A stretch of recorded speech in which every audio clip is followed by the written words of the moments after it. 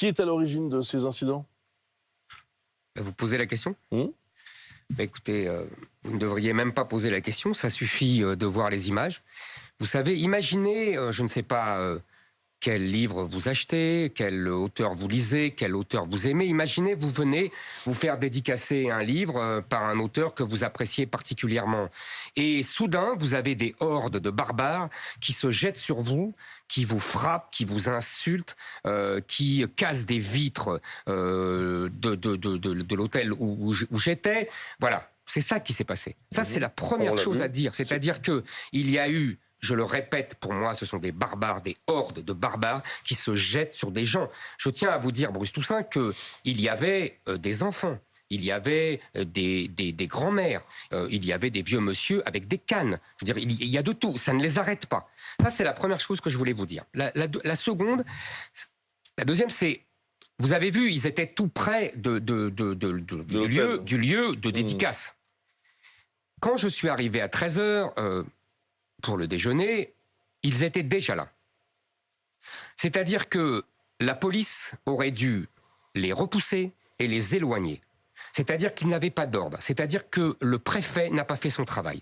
Dans d'autres villes où je vais, parce que je tiens à dire que cela se déroule et cela se passe ainsi depuis 3 mois. Dans toutes les villes de France où je vais, on a entre 200 et 300 personnes qui me harcèlent et qui me pourrissent comme ça la vie et qui sont d'une violence inouïe. Partout où je vais, vous m'entendez, dans toute la France. Et il y a des préfets qui sont efficaces et qui font leur travail, et qui les mettent à distance, pour qu'il n'y ait pas de contact entre ces sauvages et les gens qui viennent faire signer le livre. Là, le préfet a été soit incompétent, soit hostile. Dans les deux cas, c'est un scandale, et je demande à M. Darmanin qu'il prenne des sanctions. Il y a une troisième chose, et je suis très content d'être sur BFM, parce que j'ai regardé, entre autres, votre chaîne hier. Et je tiens à dire que la présentation de ce qui se passe est absolument scandaleuse. Je vous explique. Là, vous mettez un bandeau, dédicace perturbée. Déjà, c'est pas perturbé, c'est un mot, c'est une litote. Mais hier, c'était pire. C'était tension entre partisans d'Éric Zemmour et Antifa, ou que sais-je encore, comment ils se présentent. Il n'y a pas de tension, Bruce Toussaint. Imaginez que je me jette sur vous avec des armes et que je vous cogne le front. Il n'y aura pas des tensions entre Bruce Toussaint et moi. Il y aura une agression de Bruce Toussaint par moi. Donc vos militants se sont défendus, c'est ce que vous voulez me dire. Personne ne s'est défendu, je vous assure. Je vous assure, on n'a pas eu le temps. Les gens étaient blessés. J'ai vu des pauvres femmes avec des hématomes énormes. Vous voyez, non, il n'y a pas eu de tension. Il y a eu une agression absolument scandaleuse.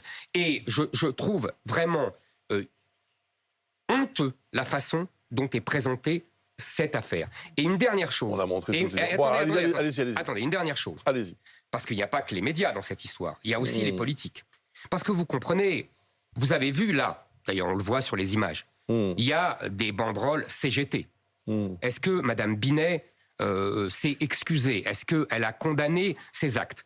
Il y a aussi des gens de LFI, parce qu'on le voit sur les réseaux sociaux, qui relayent ces images avec complaisance. Est-ce que M. Mélenchon a condamné ces actes? Est-ce qu'il a regretté cet acte absolument scandaleux, lui qui est soi-disant un grand défenseur de la démocratie? Je le demande. Par ailleurs, vous comprenez, c'est normal, quand vous avez des politiques, quand vous avez même des médias qui passent leur temps à criminaliser, je dis bien criminaliser, ce que je dis et ce que je pense, et me traiter de fou ou de criminel ou de fasciste. Il est normal que des imbéciles passent à l'action et pensent qu'il faut tout faire pour m'empêcher de parler. Éric Zemmour, si vous permettez. Je vous en prie. Au fond, vous avez un peu répondu à ma première question. Je demandais qui est à l'origine de ces incidents. Vous m'avez dit, partout où je vais, ça se passe de la même façon. Ça serait pas vous le problème? C'est bien ça. Donc ça veut dire que partout où les gens sont agressés, c'est eux le problème. Ça peut nous mener loin, cette histoire. Rien ne justifie quelque violence que ce soit. Ah, merci. Rien. Ni contre vous, ni contre personne. Vous voyez, vous répondez vous-même à votre question. Non, je dis juste... Parce que soit c'est moi le problème, soit rien ne justifie la violence. Mais il faut choisir, Bruce Toussaint. Autre question, si vous permettez. Je vous en prie. Qui sème le vent récolte la tempête. Ouais. Oui, mais moi je... C'est vous, ça. Mais dans ce cas-là, Bruce Toussaint, il faut supprimer la démocratie. Il faut dire qu'il y a des idées interdites. Des idées qui sont majoritaires dans le pays. Je tiens à vous dire que ce que je dis est en 60 et 80% approuvé dans le pays. Le fait d'être condamné plusieurs fois n'est pas majoritaire dans le pays. Pardon ? Le fait d'être condamné pour vos propos. Excusez-moi, ça c'est un autre sujet. C'est un autre sujet. J'ai été condamné pour délit d'opinion. Oui, ça c'est vous qui le dites. Non, c'est moi qui le dis, oui, c'est moi qui le dis. Oui, la justice, il y a des juges qui instrumentalisent des lois qui sont pour moi liberticides et qui les exploitent contre moi. Okay. C'est encore le combat politique, vous voyez ? Je n'ai pas été condamné pour avoir volé une grand-mère, ni pour avoir agressé des gens. Laurent Neumann. Pardon, lorsqu'une opinion est un délit, c'est pas un délit d'opinion, c'est un délit. Non, c'est un délit d'opinion. Non, c'est un délit. C'est condamné par le code pénal, donc c'est un délit. Oui, Laurent Neumann, mais il y a d'autres pays où il n'y a pas ces lois. C'est des lois qui empêchent la liberté d'expression. Bon. Peut-être. Non, peut-être, c'est sûrement. Je voulais revenir sur ce que disait Bruce il y a un instant. Le 11 juin dernier, il y avait un banquet patriotique organisé par Reconquête et de mémoire, je crois que c'était à la Seine-sur-Mer. Il y a eu aussi des tensions, et là j'emploie à dessein ce terme-là, puisqu'un élu local, Europe Écologie Les Verts, a fini avec un bras cassé, une minerve autour du cou, des hématomes et plusieurs jours d'arrêt de travail. Donc ça veut dire qu'il y a quand même, à certains endroits où vous venez développer vos idées ou signer vos livres, je reprends le mot, des tensions. Cher Laurent Neumann, je n'ai pas eu vent de cette histoire, mais je vous crois volontiers. Non, mais je n'ai pas eu vent de cette histoire. Vous donnez son nom, il s'appelle Hakim Bouaksa, il est élu municipal à la Seine-sur-Mer. Encore une fois, je ne connais pas cette histoire. Moi, ce que je vois, c'est que partout, vous m'entendez, ce sont les prétendus antifas qui causent la violence. Partout. Alors s'il y a effectivement des gens qui en ont assez et qui se rebellent et qui, du coup, se battent, je peux le comprendre. Je dis, moi, que les provocateurs de violence sont toujours du même côté. Ce sont toujours les gens d'extrême gauche qui veulent m'empêcher de parler. Alors, au-delà de ce qui s'est passé ce week-end, il y a une stratégie de reconquête depuis quelques mois qui est assez visible, qui d'ailleurs nous ramène à la Bretagne. Parce que ce qui s'est passé à Saint-Brévin, par exemple, pourrait être commenté. Parlons-en ensemble. Mais parlons-en ensemble. La maire de Saint-Brévin, la nouvelle, a annoncé ce matin sur RTL, j'espère qu'on peut l'entendre d'ailleurs tout de suite, qu'elle a déjà porté plainte à 3 reprises pour des menaces, 3 semaines après la démission du précédent élu. Écoutez. Je ne suis pas sous protection, mais il y a une vigilance quand même autour de mon domicile. Et puis ils sont attentifs à toutes les plaintes que je dépose pour qu'elles remontent et puis qu'elles suivent leur cours. Vous avez déjà déposé des plaintes en 10 jours ? J'en ai déposé 3 et je vais en déposer une 4e cette semaine.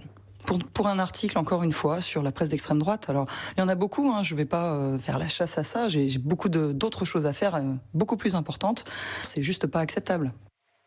Êtes-vous lié, de quelque sorte, votre parti, vous-même, à ce qui s'est passé à Saint-Brévin concernant la nouvelle maire ? Absolument pas. Bien. Moi, ce que je dis, c'est que il y a aujourd'hui une stratégie du gouvernement de répandre les migrants partout en France, dans les endroits les plus tranquilles, où les gens, en vérité, beaucoup de gens venus de la banlieue parisienne ou des grandes métropoles, se sont repliés pour échapper justement aux conséquences de l'immigration de masse, la violence qui va avec et le changement spectaculaire de mœurs qui font qu'ils ne se reconnaissent plus dans leur pays.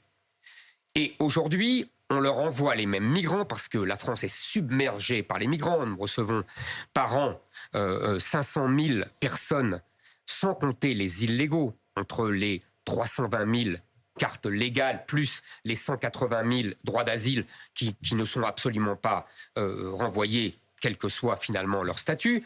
Donc ça fait 500 000 personnes par an, sans compter les illégaux. Donc nous sommes absolument submergés par une immigration venue de pays du Maghreb ou de pays d'Afrique noire, qui sont en train de transformer notre pays. Les gens se replient. Et là, on les renvoie.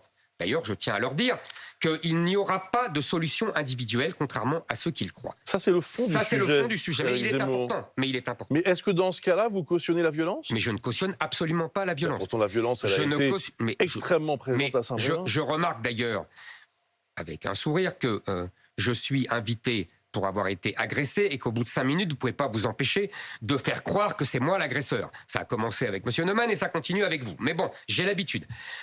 Disons les choses différemment. Non, mais je continue. Donc je ne Est-ce que cautionne vous aucune ne violence. participez pas à la radicalisation Bah, voyez. de la société? Allez-y. C'est une question. Non, c'est un lieu commun. Je vais vous dire, la radicalisation de la société, c'est le fait que le peuple est en train de changer et qu'on est en train de détruire le peuple français et de changer la France. Ça, oui, c'est radical comme changement. Parce que ça, on ne reviendra jamais en arrière si on ne s'arrête pas. Maintenant, moi, je le dis. Moi, je me bats pour essayer de sauver ce pays en voie de destruction. Excusez-moi, j'ai l'impression de faire œuvre pie. Et ça ne veut pas dire que je cautionne quelques violences contre les élus, évidemment.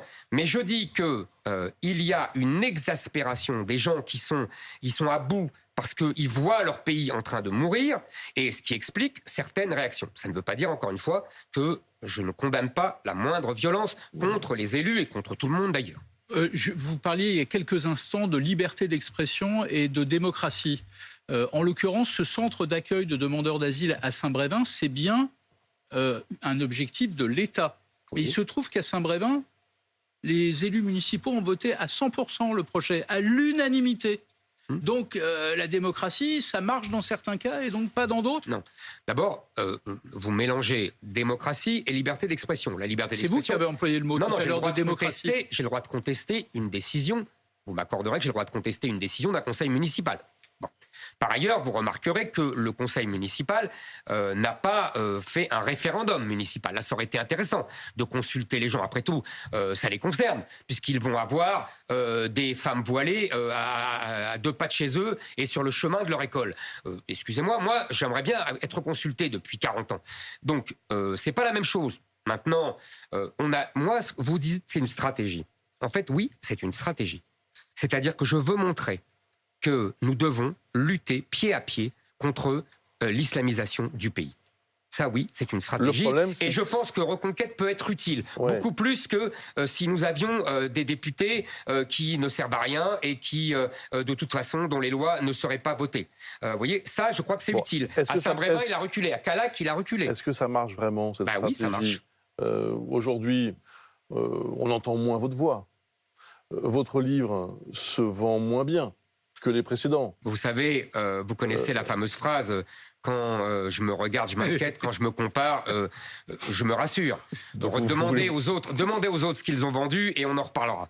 61 000 exemplaires vendus, ça c'était les chiffres d'il y a quelques jours. Le précédent avait frôlé les 200 000 exemplaires. Oui, mais vous savez, le précédent, on ne parlait que de moi. Ouais. C'était la pré-campagne présidentielle. Là, on a parlé d'autre chose. Ça ne vous a pas échappé. C'est dur d'exister. On est 1 an après les élections législatives, d'ailleurs. C'est dur d'exister dans ce paysage politique ? Je ne pense pas. Je pense que, si vous voulez... moi, je ne...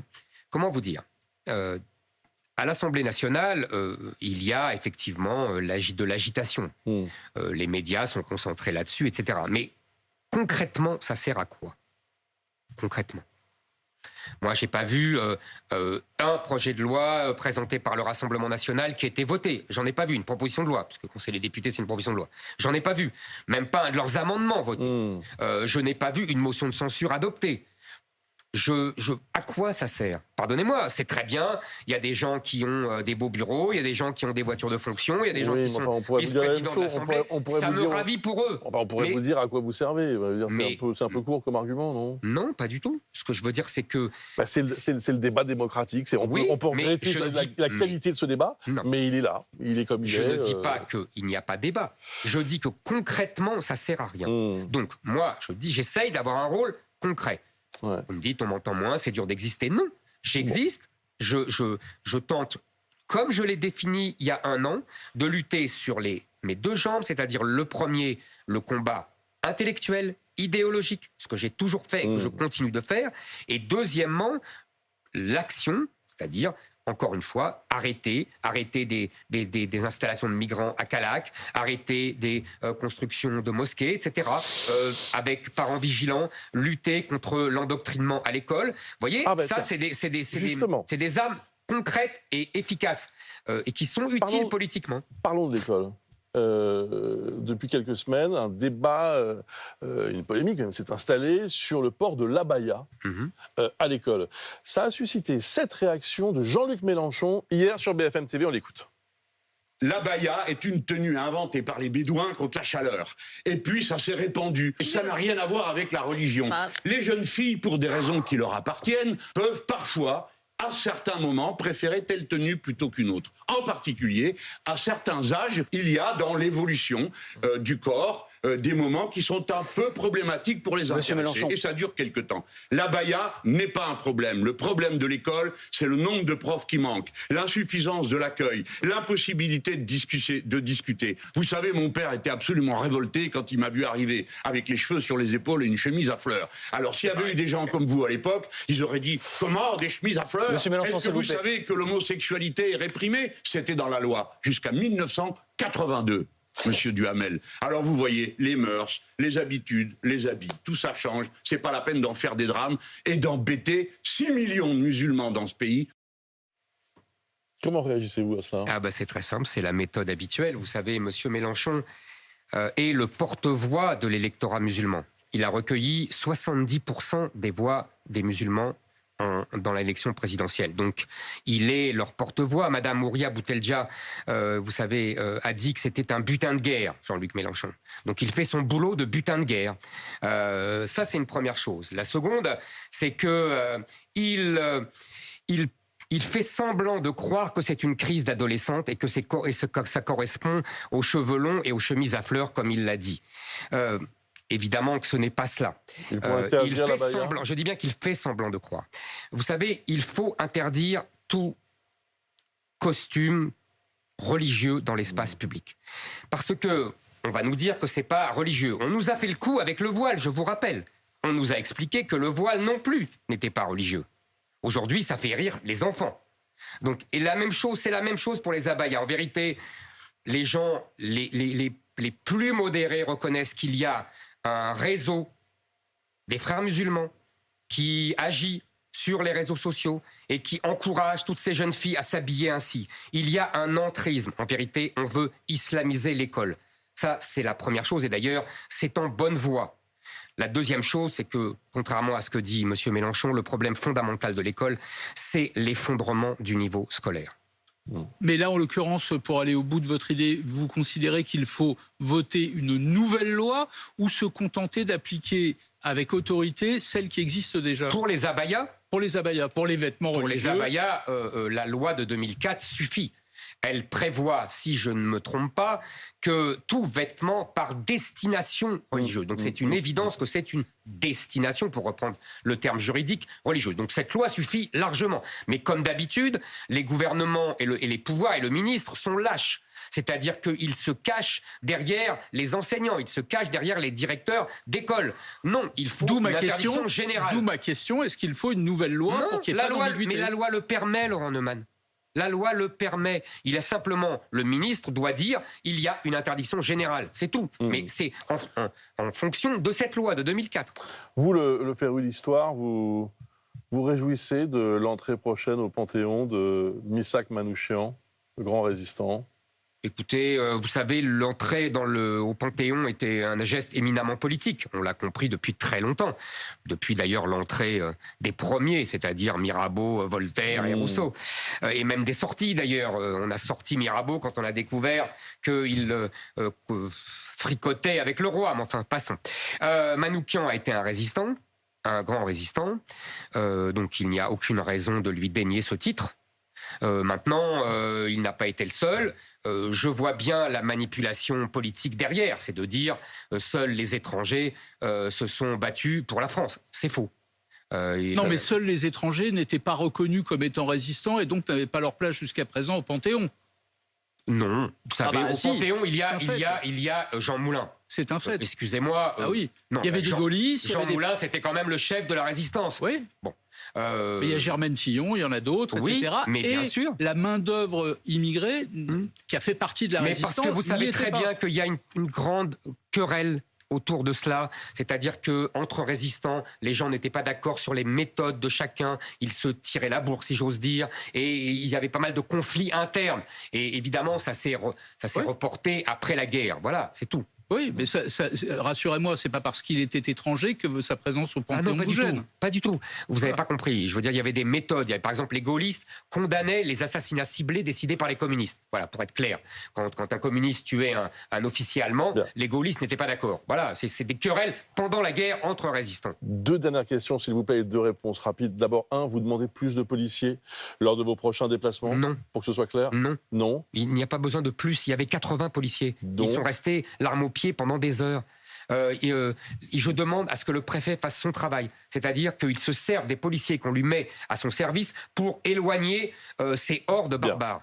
Deuxième chose, samedi prochain, vous participerez à la fête de la Violette avec Marion Maréchal, Guillaume Pelletier, sur les terres de ce dernier d'ailleurs.